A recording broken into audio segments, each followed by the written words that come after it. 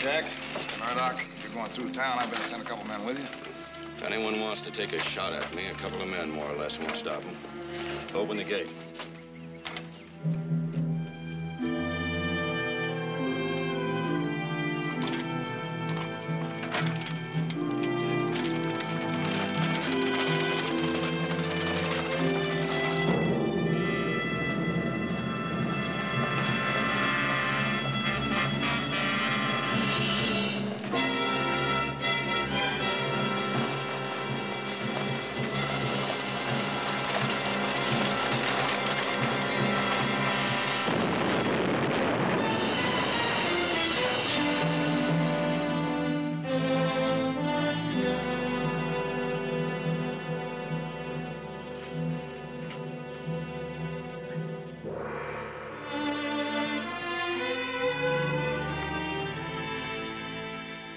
And murder.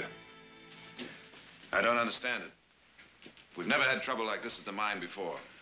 How deeply involved are we? Enough to get hurt. 10,000 shares. Well, then why don't we sell out? Because since the strike, we wouldn't be able to get anywhere near their market value. If the governor had any guts, he'd move the troops in up there. Now, wait a minute. They're destroying private property. Troops aren't the answer. Well, what is the answer? Nick, why don't you ride up there as soon as possible and find out what it's all about? Tomorrow morning. Better let me. Sounds like my kind of job. Well, what makes you say that? Oh, I've seen the elephant and heard the owl, brother. You haven't. Worked in the mines, remember? I'll leave in the morning, Jared. Oh, now, wait a minute. Keith is right. Nick, what do you say? Well, I got other things to do. All right, then that settles it. Heath, when you get up there, talk to Colin Murdoch. He's been superintendent of the mine since it opened. He'll be able to give you a good picture of what's going on. Right. And Heath, remember, you'll be representing management, and management seems to be a walking target right now. You watch yourself. Yeah.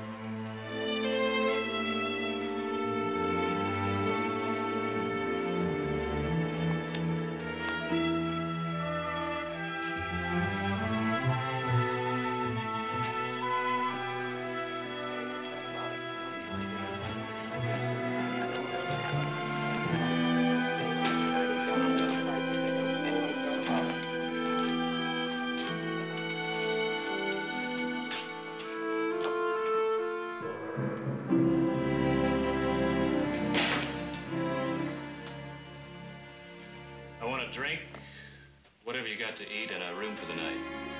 I'm closed.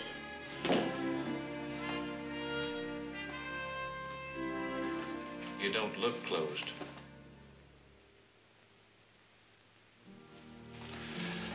Now, I've ridden a long stretch. And I'm tired, and I'm hungry, and I'm thirsty.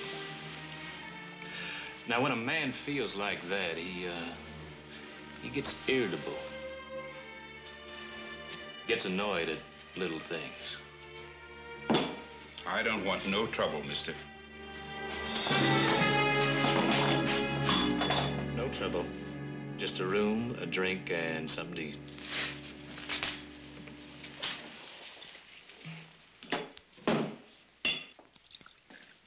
Make it two, Newton. Shut up. Gentlemen won't mind buying a lady a drink. Beat it. Oh, let a girl make her rent, will you, Newton?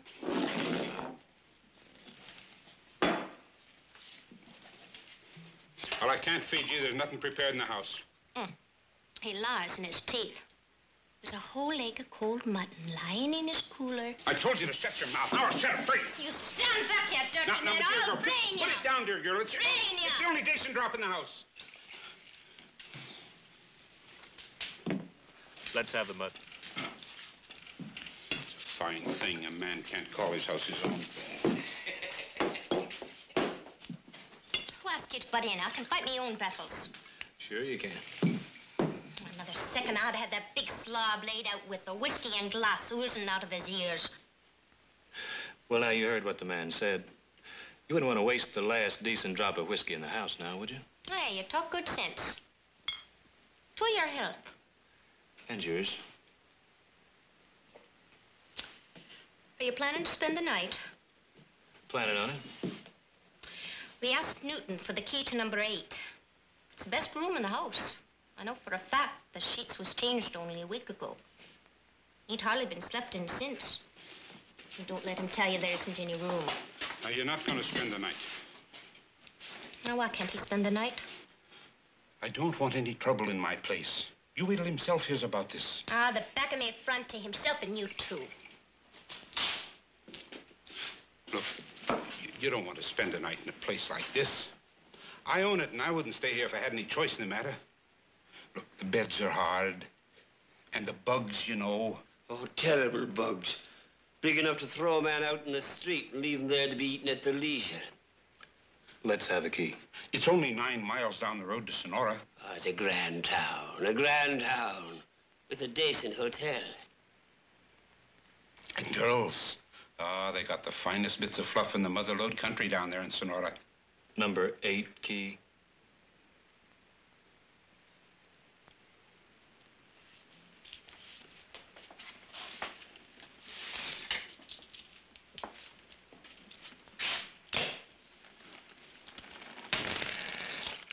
I'll eat in my room.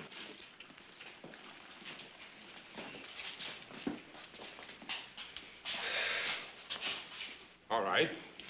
You heard what I said to him. I tried to make him move on, didn't I? Well, didn't I?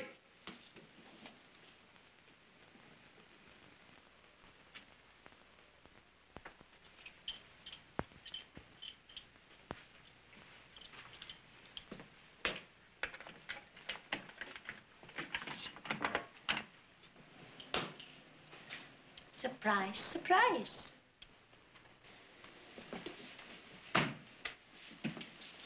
What are you doing here? Well, I thought you might like a nightcap. So I brought up the bottle. That's all? What's your name? Bridie. Bridie what? Bridie Hanrahan. Go ahead, help yourself.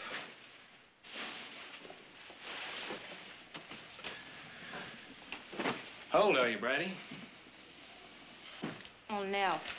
I didn't come up to give you pedigree. Well, I suppose not. 18? 19? Why, aren't you going to drink with me? How much do you make off a bottle, Bridie?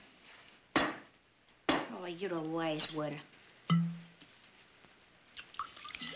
A make $1.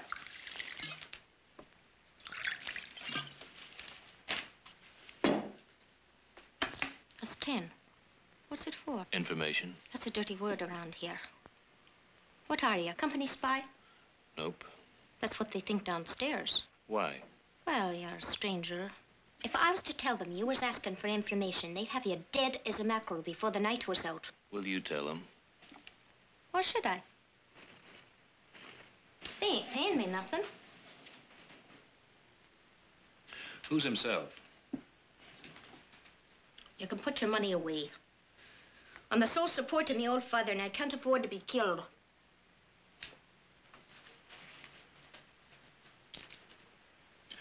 What does $20 mean to you, Brady? The rent paid, food in the house, and no need to be doing this for at least a month. Who's himself? O'Doul. O'Doul. Can you pass the word to him that I'd like to see him? What for? Just get word to him.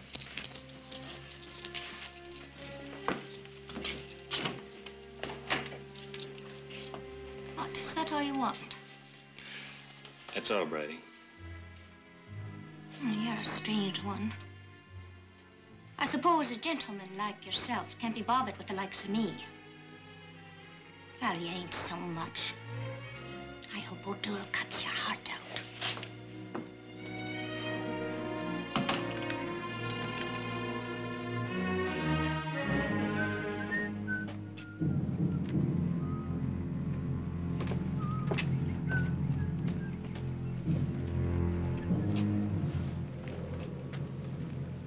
Give us a penny, mister.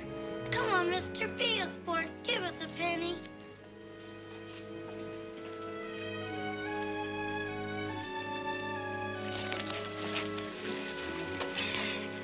That's mine. Your good deed for the day, son.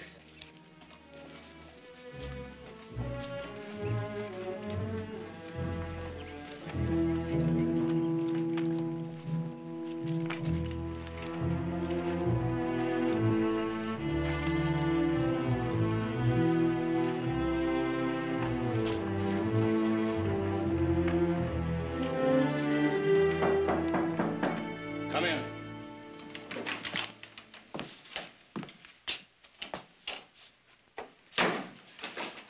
Mr. Murdoch, I am Heath Barkley from Stockton. Oh, Mr. Barkley. Always a pleasure to see one of the family up here. Sit down, sir. Thank you.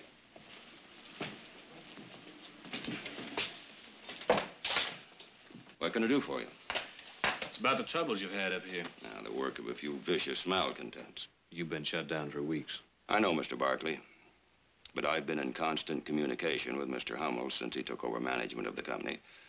We've been working on the problem. Have you tried talking to the men? Well, there's no talking to them. They're demanding the sky. New housing, elimination of the company store. Things that have nothing to do with reasonable requests. Is that why they went on strike? Well, I told Mr. Hummel it wasn't the right time to cut wages. Is that why they went on strike? Because you cut wages? Why? This is a producing mine. There's ore in sight for another 10 years. And then what? A dead hole in the ground with nothing in it? Mr. Barkley, every penny I have in the world is tied up in 5,000 shares of Barkley Sierra. Every penny. I deserve to get whatever profit I can. And what about the people who work for you in that mine? Don't expect me to show any feelings for the murderers who gave me this. Then what about your own interests? Your shares are losing value while that mine is shut down. I have complete confidence in the company management. In fact, I've given Mr. Hummel my proxy to vote my shares. He assures me the mine will be open in a week. How? The only way you'll open that mine is by using strikebreakers. Is that what you're up to? Mr. Hummel feels it's the only way. He assures me the Chinese are a docile and industrious people who will work cheaply. You're bringing in Chinese. You do that and you'll pull the cork on more trouble than you or Mr. Hummel can handle. Good day, Mr. Murdoch. Thank you.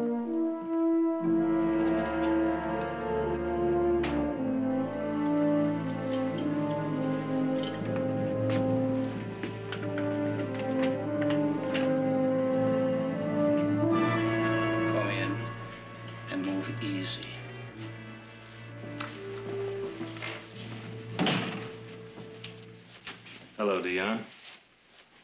Heath. Heath. I didn't know it was you that was looking for me.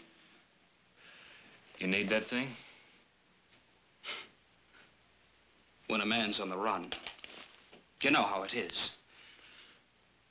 It's been a long time, Heath. Since we worked in the mines, what are you doing up here? Organizing. The strike? Mm-hmm. Do you have a drink about the place? Sure.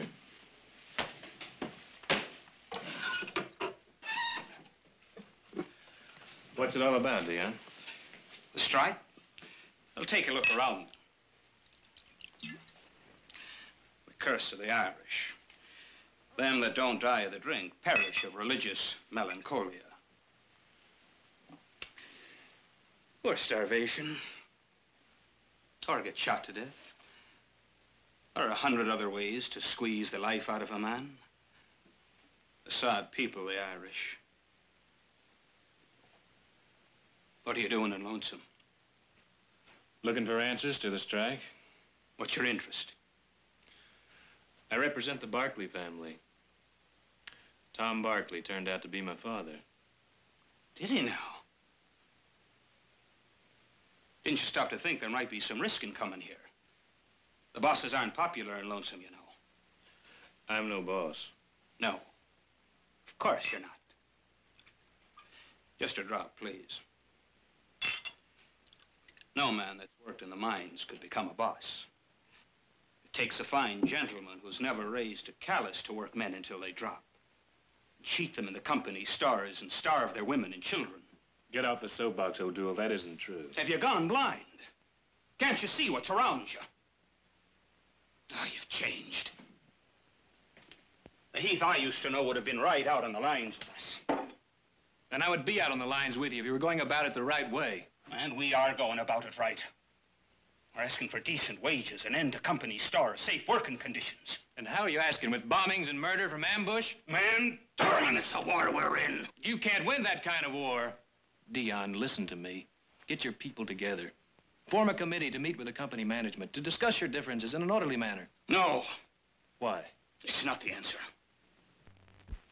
Let me talk to your people. Let them decide if it's the right way. I'll do the deciding for them. Well, that was grand tasting whiskey.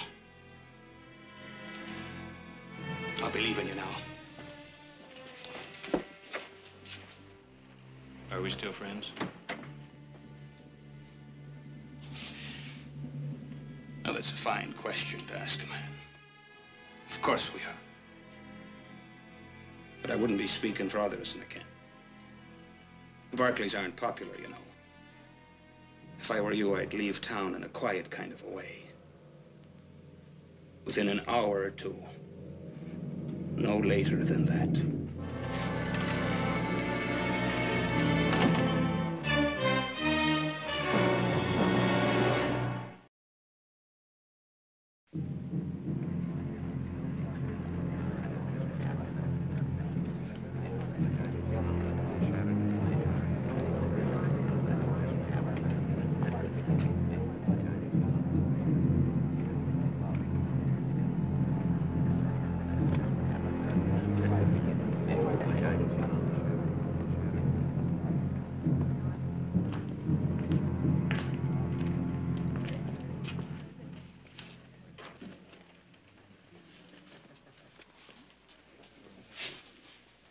There. He's for the company, all right. Didn't I tell you? He's a Barkley. One of old Tom's kids. You don't mean it. O'Doul, my darling, when it comes to the killing of them, let me be the one to do it. And I'll burn 1,000 candles for the sake of your soul when they finally catch you and swing you off.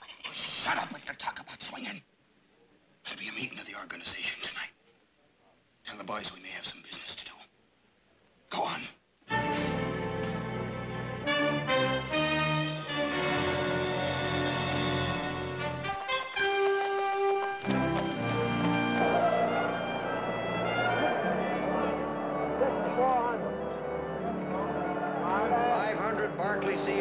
27 1/4. Aye, from Hummel and Bailey. 1,000 Cal Western Mining, 18 1/2. Making any money, Uncle Samuel? Oh, little, Brother Barkley, a little. Good. I'd like to talk to you for a minute, if I may. Make it brief, brother. Time and the tides of opportunity wait for no man. Ah, yes.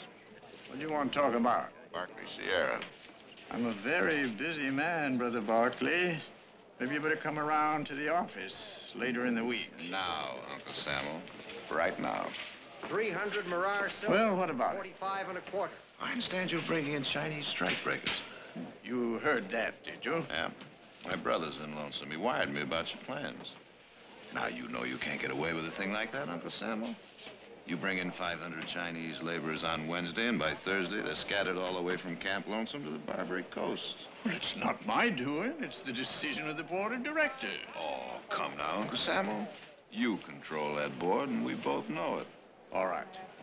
The shareholders entrusted me with management of the property. To my mind, that means making profits. Making profits means getting the ore out of the mine at the least cost. And Chinese labor isn't 1/3 as dear as what we've been paying. Why, you slippery old thief. I almost believe you started that strike just so you could bring in cheap labor. If you see any loose Barkley Sierra stock, Brother Barkley, snap it up. It's a good investment for the future. Gently, Brother Barkley, gently. Uncle Samuel, you just started yourself a little war. And before it's over, I'm going to collect that greasy old hide of yours and have it stuffed. 200 grad copper, 8 1/2. Don't make a sound or we're both dead. What's wrong? Get up and get dressed. They're coming for you. Who's coming? The Molly McGuire's there. Will you get them over? Molly McGuire's here? Well, you never mind the questions. Do you want to kill us both? Why, you and your modesty.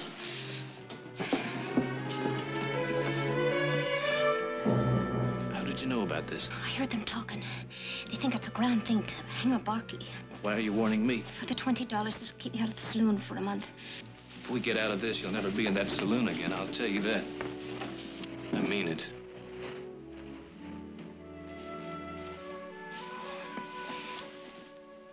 For the sake of the comfort it would bring me, Mr. Barkley, would you kiss me once?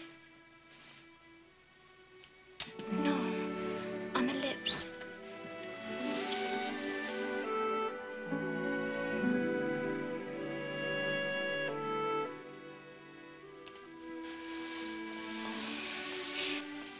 Would you believe me if I said that was the first time I was ever kissed?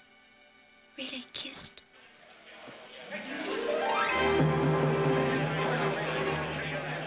They're coming. There's a back way out of this rat. Come on. Open your doors. Don't make no trouble in my place. Do as you're told, Newton, and there'll be no trouble. All right, boys, come on.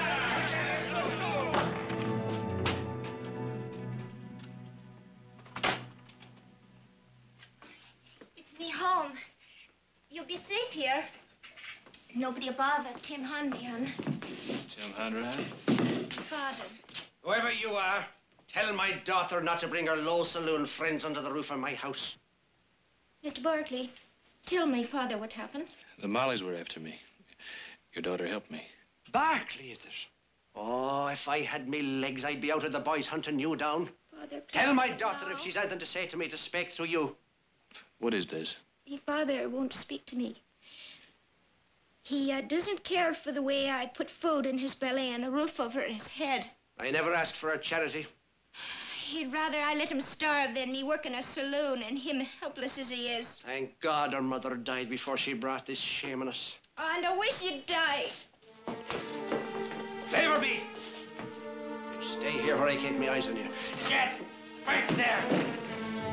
You tried that and I'll howl so loud every Molly and Camp will be in here before you can say Jack Robinson. Now you sit down over there.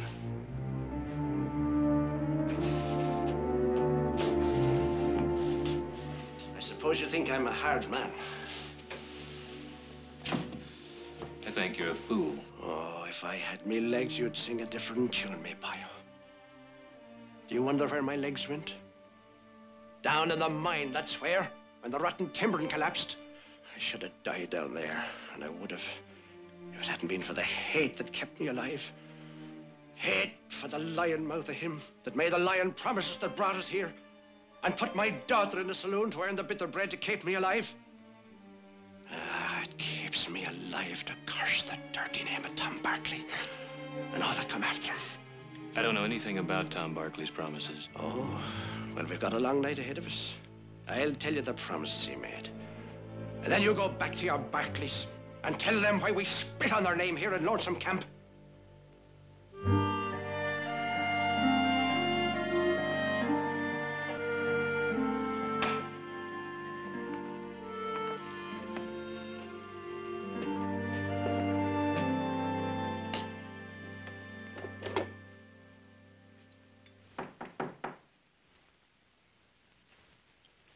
Come in. Evening, Brother Barkley. Good evening, Uncle Samuel. What brings you out so late? Dickering.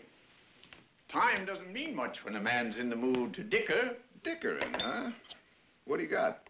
Oh, I've got something. What have you got? I never touch it. Oh? Well, then. How about a petition signed on behalf of the minority shareholders enjoining present management from conducting any further company business? Sit down, Uncle Samuel.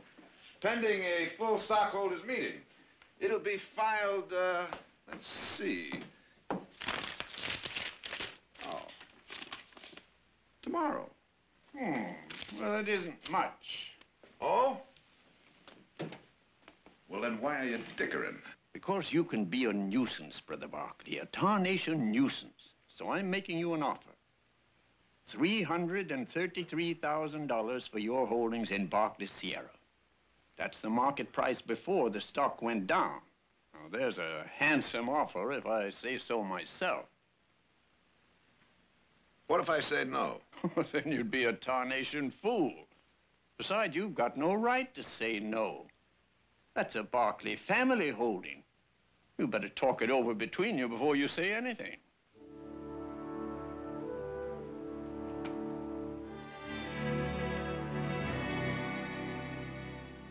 All things considered, Hummel has made us a pretty fair offer. We could get out of Barkley Sierra without losing any skin. You mean we'll get all our money back? Yep. And if we don't accept? Well, then we're in for a rather expensive fight for control of the company. All right, Jared, what are our chances? Hummel now controls 60% of the outstanding shares. Then we're lost before we start. Not necessarily. We might be able to win over some of the proxies he now holds. Oh, let's sell and get out. Mother?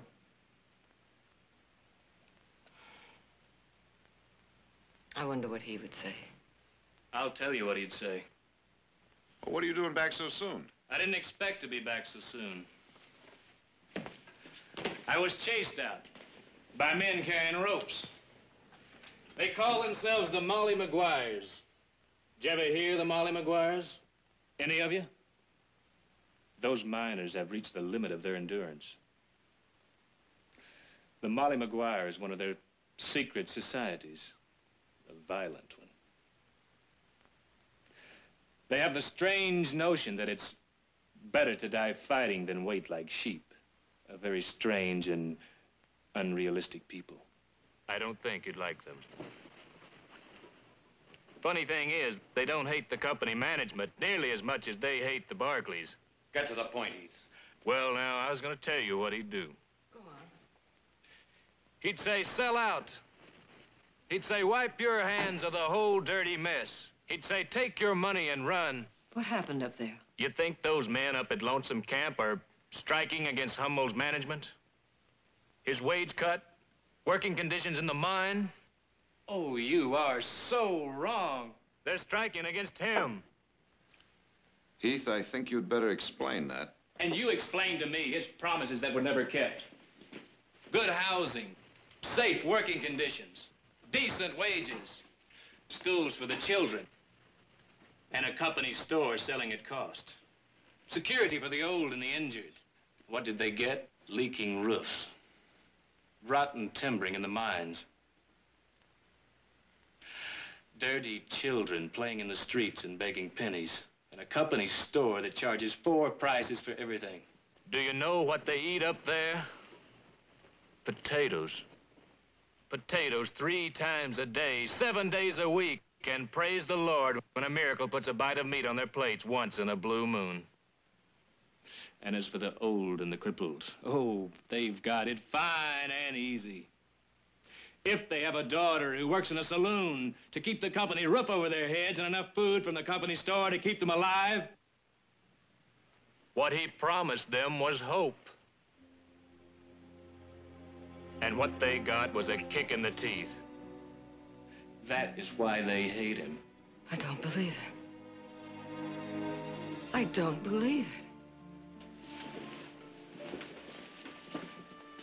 You're very young, and the young are very intolerant. You couldn't understand a man like your father. You couldn't understand how a man might make promises in good faith and then be unable to keep them. You only heard one side of the story. Don't pass judgment on a man you never knew until you hear both sides.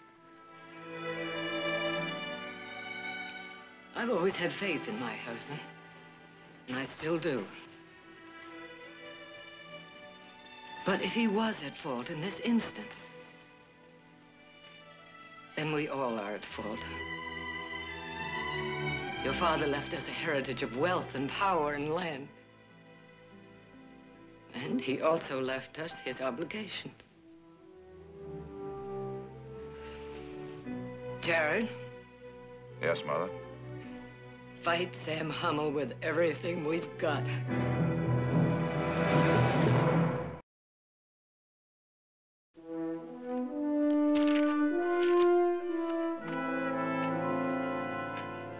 Bryce, you hold 1,000 shares. I want your proxy to vote them. Jared, is the situation that bad? Believe me, it's that bad.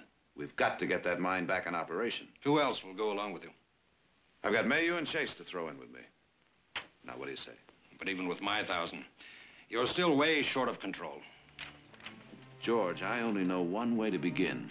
That's to start.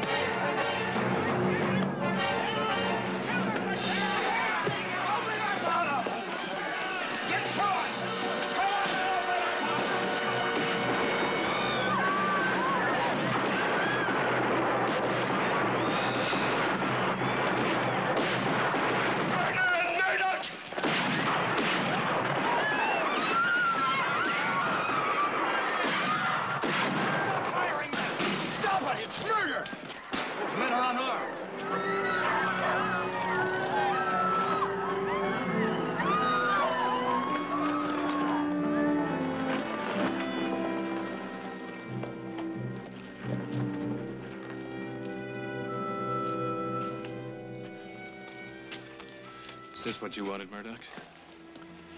I didn't want murder. You've got to believe me. I didn't want murder.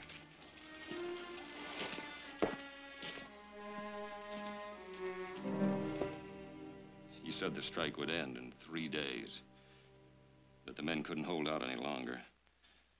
And every day it went on, he said it was sure to end the next day, and then the next, and then the day after. When the violence broke out, I said, look, Mr. Hummel, let's call a halt to this. Let's sit down with the men and negotiate a settlement. He said nobody had a given right to work in Barkley Sierra, that if they didn't want to work, he'd find men that would. He said that in a way, the strike was a good thing, because it meant he could call in cheap labor and increase the profits. He said there might be a little trouble, but he didn't say people would be killed.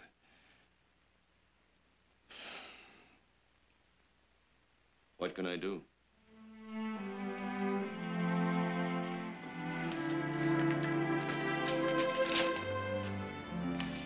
What's this? Your proxy signed over to Jared Barkley to vote your 5,000 shares as he pleases. You wanted to know what to do? Sign.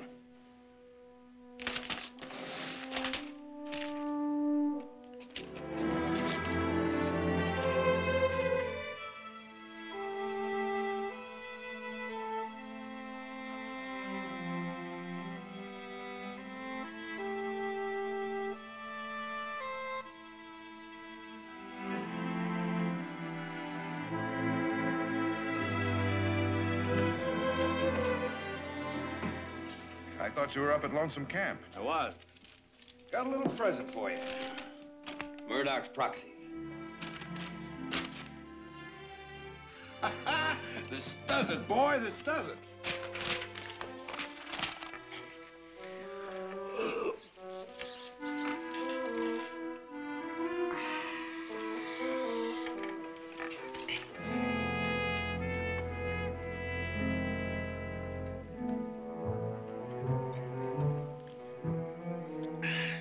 Mother's milk.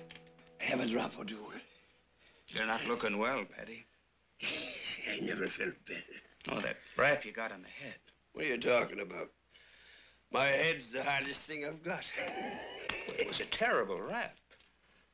I knew a man got one like it once. Oh, he was up and about, cheerful as a lark for 3 days, but then on the 4th, he was dead as a mackerel. What are you saying, man? That you're going to die, me boy. You don't mean it. Yes, but only for a little while. Who ever heard of a man dying for a little while?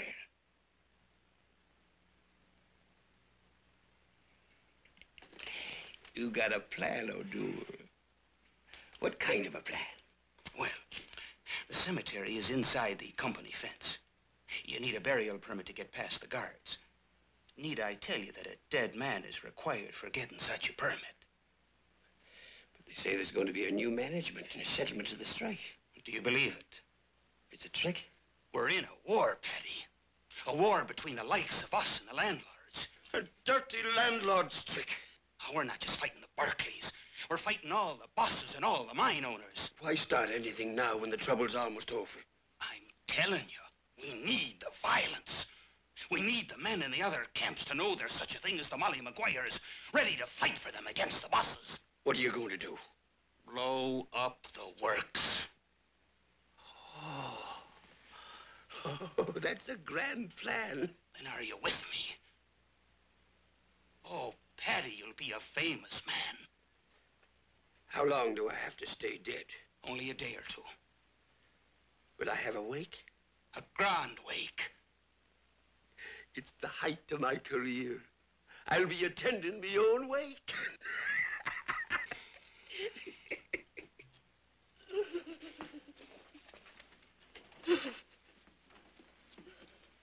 Oh, why did he die? He never ate meat on Friday, nor on any other day, the poor soul. He was pure in his thoughts about women. He never missed the sacraments.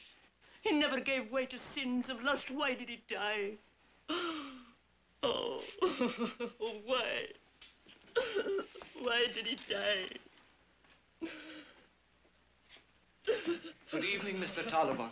I suppose you've come for the burying permit. Who are you burying? Padre Gohulahan. Himself that was called Paddy the Ghoul. Ah, the poor soul. Sure, he never missed a wake if it was within 100 miles. Check the bus. Oh! The shame of it all. A poor man dead. And not let to lie in peace in his own box. I guess it'll be all right. Only the pallbearers past the gate. Yes. Yes, Mr. Tolliver.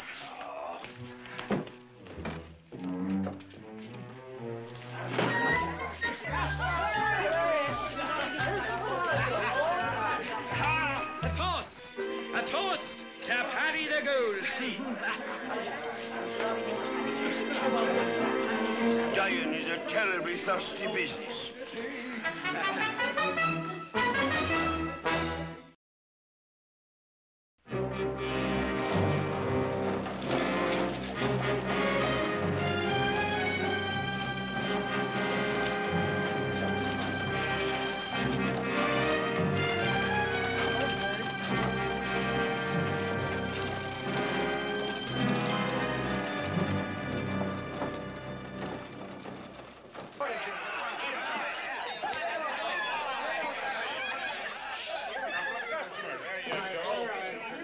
That's right. Come on, over here. Help yourself. You know, this will be one funeral they'll never forget. Poor Paddy. He went out with a bang.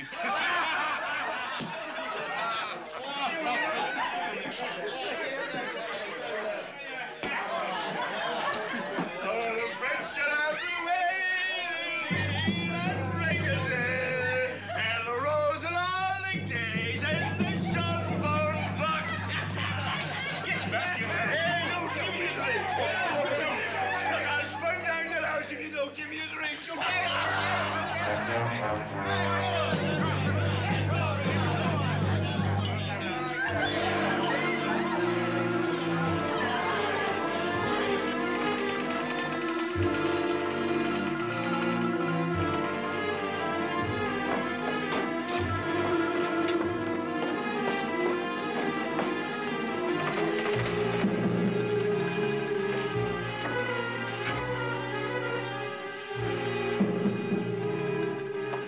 I've got to talk to Heath.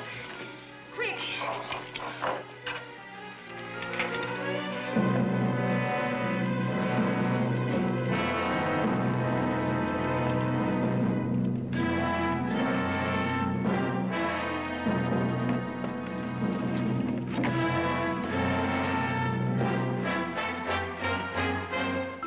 I just saw Paddy at Newton's. He's alive.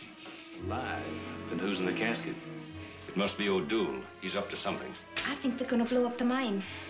Get all the men you can up to the mine.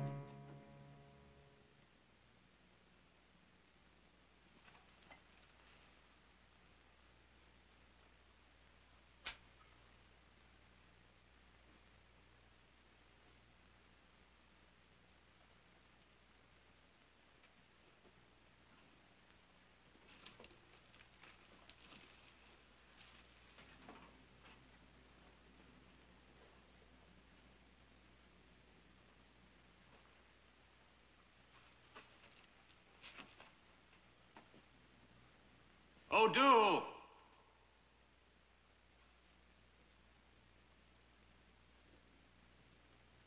O'Doul!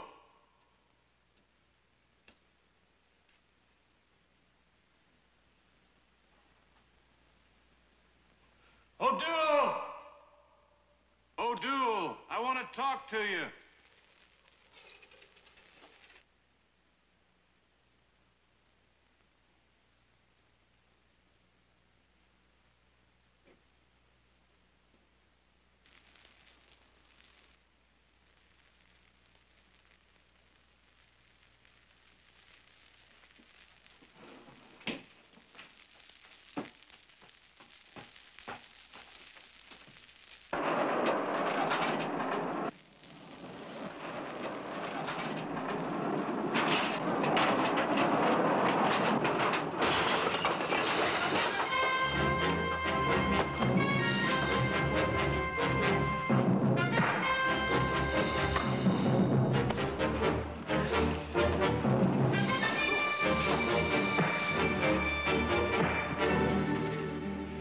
Dion, the strike's over. I should have killed you the first time I saw you.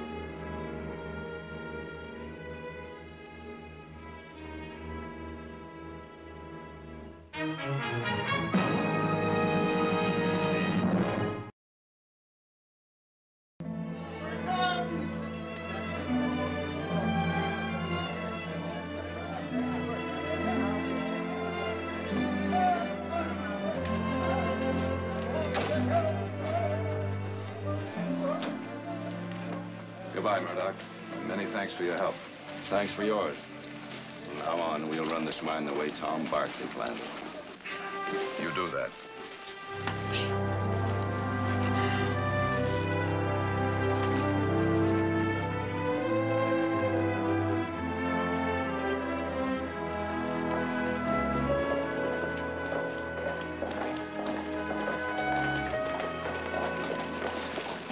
Ready? Guess you're leaving. What'll you do now? Going to San Francisco. Away from here, I can make something of myself. Can I help? You already have.